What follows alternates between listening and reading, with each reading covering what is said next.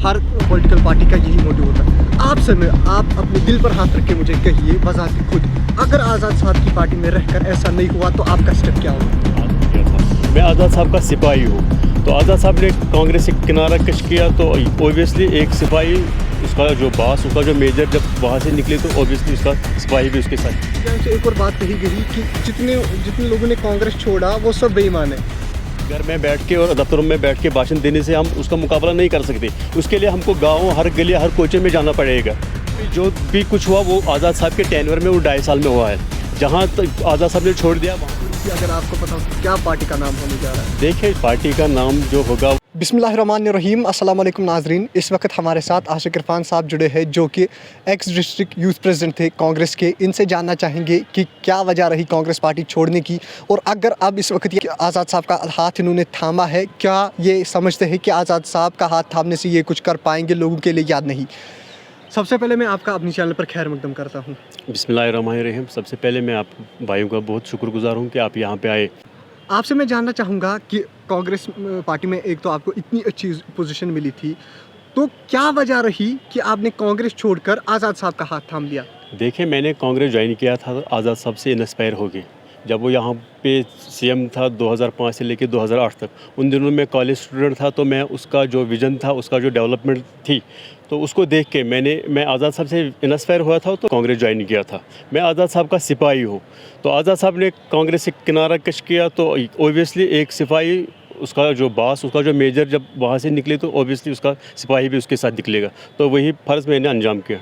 इस वक्त आप आज़ाद साहब के साथ जुड़े हैं। आपसे जानना चाहेंगे कि कल कांग्रेस पार्टी के एक मेंबर उमर जान की तरफ से एक स्टेटमेंट आया है जिसमें वो बोलते हैं कि आज़ाद साहब गद्दार है। इस बात पर आप क्या कहना चाहेंगे? देखिए, आज़ाद साहब गद्दार नहीं है। सबसे पहले उनको अपने पार्टी में देख के सोचना चाहिए कि पहले गद्दार कौन है। देखो, तारिक हमीद कर्रा साहब पीडीपी से होके आए, कांग्रेस उन्होंने ज्वाइन किया, क्या वो गद्दार नहीं है? गद्दार, देखिए, सियासत जो है ये आम इंसान का मज़हब नहीं है। ये एक सियासत जो है ये एक लोगों का काम करने का एक प्लेटफार्म बनता है इंसान को। ये कोई धर्म नहीं है, कोई मज़हब नहीं है। गद्दार हम आज़ाद साहब को क्यों कहें? देखिए, आज़ाद साहब में कांग्रेस पार्टी में होकर काम नहीं हो रहे थे लोगों के। कहाँ? कांग्रेस पार्टी में देखिए, आज़ाद साहब का टेन्योर आप देखिए 2.5 साल का। जब आज़ाद साहब सीएम थे, आप देखिए वो 2.5 साल के यहाँ पे कितना काम हुआ, कितना डेवलपमेंट हुई। आप हज हाउस को देखिए, आप डिग्री कॉलेज को देखिए, आप मेडिकल कॉलेज को देखिए। यहाँ पे कितने कॉलेज, यहाँ पे 2 कॉलेज, यहाँ पे 3 कॉलेज, उधर जम्मू में, कुटवा में, राजौरी में, डोडा में, यहाँ पे अनंतनाग में और बारामूला में यहाँ पे मेडिकल कॉलेज दिए। किसने दिए? वो डेवलपमेंट नहीं थे, और क्या था? उमर जान की जानिब से एक और बात कही गई कि जितने लोगों ने कांग्रेस छोड़ा वो सब बेईमान है। कौन बेईमान है? मुझे ज़रा बताइए, वहाँ पे रहा कौन? आज़ाद साहब जो भी निकले हैं वो आज़ाद साहब के लॉयल थे। आज़ाद साहब का जो टेन्योर था वो देख के, हाँ, यहाँ पे कोई अगर काम करने वाला है तो वो आज़ाद साहब है। वक्तन फ़वक्तन आज़ाद साहब ये भी पार्टी में कह रहा था कि यहाँ पे ऑर्गेनाइजेशन स्ट्रक्चर की चेंज करने की ज़रूरत है। जो हम आज से पहले 10 साल सियासत कर रहे हैं वो अब नहीं चलेगी, क्योंकि बहुत ज़्यादा मोदी वाला जो वेव है बहुत ज़्यादा स्ट्रांग है पूरे देश में। तो उसको टैकल करने के लिए आज हमारे जो कांग्रेस राजनीति कर रही थी पिछले 10 साल से, पिछले 15-20 साल पहले, वो आज नहीं चलने वाली है। उसके लिए हमको क्या करना है, तो ऑर्गेनाइजेशन स्ट्रक्चर जो है उसको मजबूत करने की ज़रूरत है, तभी हम मोदी का मुकाबला कर सकते हैं। घर में बैठ के और दफ्तरों में बैठ के भाषण देने से हम उसका मुकाबला नहीं कर सकते। उसके लिए हमको गाँव, हर गली, हर कोचे में जाना पड़ेगा, लोगों से फीडबैक लेना पड़ेगा। एक बात जानना चाहूँगा कि हम सब ने देखा आज़ाद साहब ने पहले पार्टी छोड़ी, उसके बाद कई लोगों ने पार्टी छोड़ी, 100 से ज़्यादा लोगों ने पार्टी छोड़ी।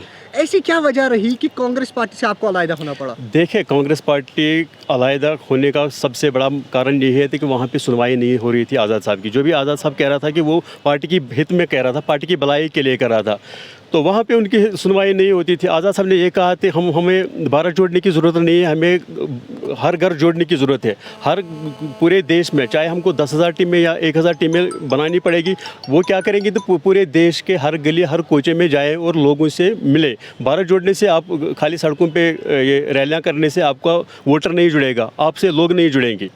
रही उनकी बात, उमर जान की बात को अगर हम छोड़े, इस वक्त आप आज़ाद साहब की पार्टी में जुड़े हैं। पार्टी में तो हम इस वक्त नहीं कह सकते, लेकिन आपने आज़ाद साहब का हाथ थामा है। क्या आपको लगता है कि आज़ाद साहब के होते हुए हम लोगों के लिए काम कर पाएंगे? बिल्कुल, आपके सामने 2.5 साल 2005 से 2008 तक वो आपके सामने है। क्या उस दौर में काम नहीं हुआ यहाँ पे लोगों के? क्या उस दौर में डेवलपमेंट नहीं हुई यहाँ पे? यहाँ पे जो भी कुछ हुआ वो आज़ाद साहब के टेन्योर में वो 2.5 साल में हुआ है। जहाँ तक आज़ाद साहब ने छोड़ दिया वहाँ पे ये रह गया। तब से लेके मैं आपको एक एग्जांपल दे रहा हूँ, पामपुर में ईडीआई के सामने इंटरनेशनल ट्रेड सेंटर बन गया था, उसका स्टोन जो है फाउंडेशन स्टोन लेड की थी आज़ाद साहब ने, तो वहीं का वहीं रहा, क्यों नहीं बना वहाँ पे? अगर ये बोल रहे हैं कि आज़ाद साहब ने कुछ नहीं किया, आज़ाद साहब से पहले कुछ नहीं हुआ यहाँ पे, आज़ाद साहब के बाद भी कुछ नहीं हुआ, जो भी कुछ हुआ तो वो आज़ाद साहब के 2.5 साल में हुए। आप कॉलेज को ले लो, यूनिवर्सिटी को ले ले, डिग्री कॉलेज को ले ले, स्कूलों को ले ले, ब्रिज को ले ले, रोड को ले ले, हज हाउस को ले ले, जम्मू में यात्री निवास को ले लो। एक बात मैं और आपसे जानना चाहूँगा कि बीजेपी के कहने के मुताबिक इस वक्त सबका साथ और सबका विकास है, विकास हो रहा है। क्या आपको लगता है कि आज़ाद साहब आप उनसे ज़्यादा विकास कर पाएंगे? लोग आप पर भरोसा बिल्कुल, बेशक 2.5 साल आपके सामने है, वो काफ़ी है लोगों के लिए। तो आप छोड़ दीजिए, इस वक्त आपको लगता है देखो आज़ाद साहब ने ये भी कहा कि आपने पिछले बारामूला में देखा होगा, उधर अनंतनाग में ही देखा होगा, उसने कहा कि जहाँ पे मैंने छोड़ दिया था ट्रिपल शिफ्ट डबल शिफ्ट फिर से हो इंशाल्लाह हम करवाएंगे यहाँ पे पूरे जम्मू कश्मीर, और जहाँ पे मेरे काम अधूरे रह गए थे वहाँ से हम स्टार्ट फिर से करेंगे। आज़ाद साहब के बारामूला के खिताब की अगर हम बात करें तो उसमें उन्होंने एक बात कही थी कि आर्टिकल हम वापस नहीं ला सकते, इस पर आप क्या कहेंगे? देखिए आज़ाद साहब ने ये कहा था कि हम आर्टिकल जो अभी गुमराह कर रहे हैं बाकी पार्टियां, हम आर्टिकल 370 पे वोट लेंगे यहाँ पे। आज़ाद साहब ने स्पष्ट किया वहाँ पे कि मैं खुद अकेले आर्टिकल 370 नहीं ला सकता। चाहते हैं कि हम आर्टिकल पे सियासत नहीं कर रहे? नहीं, आज़ाद साहब ने सही बोला कि मैं आर्टिकल 370 पे सियासत नहीं करूँगा, यहाँ के लोगों के साथ नहीं खेलूँगा, यहाँ के लोगों के भावनाओं के साथ नहीं खेलूँगा, और यहाँ के नौजवानों के भावनाओं के साथ नहीं खेलूँगा, जो पिछले सालों से बाकी पार्टियाँ करते आई है। आज़ाद साहब ने यही बोला कि आर्टिकल 370 अगर हमको वापस लेना है उसके लिए हमें लोकसभा में 350 से ऊपर एमपी चाहिए और राज्यसभा में 175 से ऊपर एमपी चाहिए। तो मेरे पास यहाँ पे जम्मू कश्मीर में खाली 3 एमपी है, वो क्या करेंगे यहाँ पे? उसके लिए हमें कि पहले हमको 350 एमपी लोकसभा में होनी चाहिए और 175 एमपी राज्यसभा में होने चाहिए, तब तो बात बन सकती है। लेकिन हमारे पास कांग्रेस के पास अभी वहाँ पर 40 एमपी थे, और आने वाले टाइम में पता नहीं 30 पे पहुँचेंगे या 20 पे पहुँचेंगे, तो वो आर्टिकल 370 कहाँ से वापस लेके आएंगे? आज़ाद साहब ने यही स्पष्ट किया वहाँ पे, तो मैं 370 पे यहाँ पे सियासत नहीं करूँगा। सियासत मेरी यहाँ पे जो होगी वो मेरी यहाँ पे होगी स्टेट वापस लेने के लिए, और लैंड जो है उसका गारंटी के लिए, जॉब्स की गारंटी के लिए, उसके लिए मैं सियासत यहाँ पे करूँगा, और इंशाल्लाह ताला मैं लेके रहूँगा वो पे। और उसके लिए मेरे को पार्लियामेंट में बिल पेश लानी नहीं पड़ेगी, मेरे को तो यहाँ की विधानसभा में ये बिल पास करा सकता हूँ। चाहूँगा कि सब लोग बोलते हैं, हर किसी पॉलिटिकल पार्टी की अगर हम बात करें, डेवलपमेंट, एम्प्लॉयमेंट, बिल्कुल। आप अपने दिल पर हाथ रख के मुझे कहिए वजाहत खुद, अगर आज़ाद साहब की पार्टी में रहकर ऐसा नहीं हुआ तो आपका स्टेप क्या होगा? आज़ाद साहब, देखिए आज़ाद साहब एक सोच है, एक विचारधारा है। आज़ाद साहब खाली आज़ाद साहब नहीं है, आज़ाद साहब एक डेवलपमेंट का नाम है, जो कि पूरे जम्मू कश्मीर में ही नहीं बल्कि पूरे हिंदुस्तान में उसका नाम लिया जाता है डेवलपमेंट को लेके। तो अगर आज़ाद साहब ने कहा, जो हमारा मैनिफेस्टो रहेगा, जो आज़ाद साहब इंशाल्लाह हुकूमत हमारी जब आएगी, अगर 2 महीने 3 महीने के अंदर अंदर उस पर कार्रवाई नहीं होगी तो सबसे पहला आशिक इरफान होगा जो रिज़ाइन करेगा आज़ाद साहब के सामने। इस वक्त आप कांग्रेस के बारे में क्या कहना चाहेंगे? इतने सारे, सबसे पहले आज़ाद साहब इतने बड़े लीडर वो चले गए, उसके बाद इतने सारे चले गए। देखो यहाँ पे कांग्रेस जो था वो आज़ाद साहब के नाम पे चलती थी पूरे जम्मू कश्मीर में। आज़ाद साहब ने कांग्रेस को किनारा कश किया तो सारे जो लॉयल थे उसके और पूरे दिग्गज लीडर जो थे, MLA थे, मिनिस्टर्स थे, कैबिनेट मिनिस्टर्स थे, वो सारे आज़ाद साहब के साथ चले गए। जो कुछ अब बचा रह गया वहाँ पे, वो अपनी सीट भी नहीं जीत पाएंगे, मैं लिख के देता हूँ अभी। आप ऐसा कैसे आप कह सकते हैं कि वो अपनी सीट भी नहीं जीत पाएंगे अगर उन्होंने काम देखो किया? जो वहाँ पे रह गए उनके बेटे ने इलेक्शन हारा, DDC इलेक्शन हारा। ये तो मैं DDC की बात कर रहा हूँ, तो असेंबली का आपको पता ही होगा।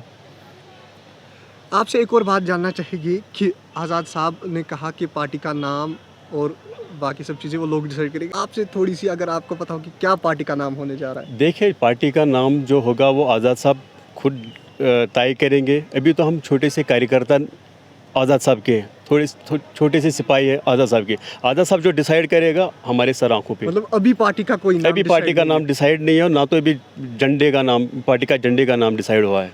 जो भी आज़ाद साहब तय करेगा हमारे आंखों पे।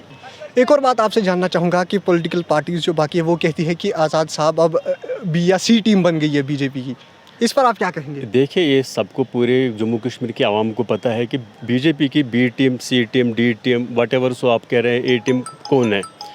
जो बैठे हुए हैं,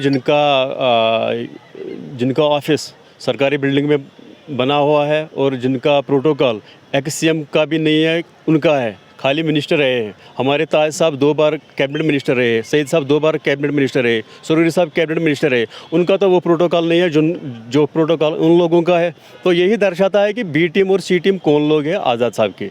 और हाल ही में एक स्टेटमेंट भी आ गया, जो एक्स गवर्नर यहाँ पे थे सत्यपाल मलिक, वो कह रहे थे कि कोई फलानी बंदा मेरे को सीएम की ओथ सेरेमनी में ओथ दिला दे तो मैं आपको ये, उसके बाद मैं आपको मेजॉरिटी दिखाऊंगा। तो अब ये दर्शाता है कि यहाँ पे कौन बीजेपी के बी टीम, ए टीम और सी टीम है। एक आखिरी बात आपसे जानना चाहूँगा कि उमर जान की जानिब से और एक बात कही गई कि विकार रसूल साहब सुरूरी साहब को दौड़ा दौड़ा के मारेंगे, ये इस पर आपका क्या कहना है? देखिए, उमर जान मेरा भाई है, ये दर्शाता है कि ये लोग कितने बौखलाए हुए हैं। मतलब क्या दौड़ा दौड़ा के मारेंगे, ये कोई फिल्म का सीन वो बयान कर रहे थे मीडिया के सामने। देखो, रही बात वकार रसूल वानी साहब, डिस्ट्रिक्ट उसका तो डिस्ट्रिक्ट रामबन पड़ता है और कॉन्स्टिट्यूंसी उसकी बानीहाल है। सुरूरी साहब का डिस्ट्रिक्ट किश्तवाड़ है और उसकी कॉन्स्टिट्यूंसी जो इंदरवाल है, उसका आपस में कोई लेन देन है ही नहीं। ये लोग बौखलाए हुए हैं। आप देखिए आगे होता है क्या, कोई बात नहीं, इसका जवाब आने वाला टाइम बताएगा। तो नाजरीन, ये हमारे साथ जुड़े थे आशिक इरफान साहब, जो कि एक्स डिस्ट्रिक्ट यूथ प्रेसिडेंट थे कांग्रेस के, लेकिन अब जो है इन्होंने आज़ाद साहब का हाथ थाम लिया है।